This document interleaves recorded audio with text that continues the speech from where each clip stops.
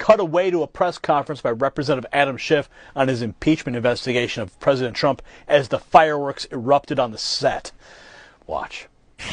And that's what you have now. That's why we shouldn't take it seriously. And further, these people inside the bureaucracy, the other thing they're doing is protecting Joe Biden, because the only real corruption allegation here is against Joe Biden. He was in charge of Ukraine policy. He supervised billions of dollars of aid that went from the US taxpayer to Ukraine. Much of that went to Burisma, a gas company that was paying his son. How much money did Joe Biden channel to his son's business? That's the corruption allegation. No one wants to explore that. These people are protecting against that. There's a further element of corruption that needs to be looked into, and again something that Ukraine should investigate, which is John Kerry's corruption. He was Secretary of State at the time. He was also involved in channeling money to Ukraine. His former Chief of Staff was hired by Burisma soon after Hunter Biden went on the board.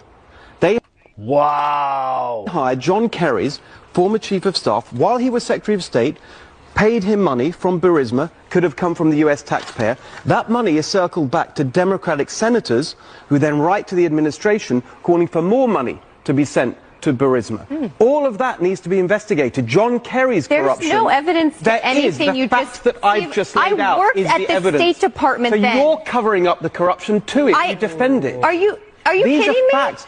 Billions of Steve, dollars I'm on went this couch to with Burisma. you talking about the news. Please don't accuse me of covering something. Oh, this is good. Oh, my goodness, Brian, roll it back, roll it back, roll it back. I want to see him accuse her again.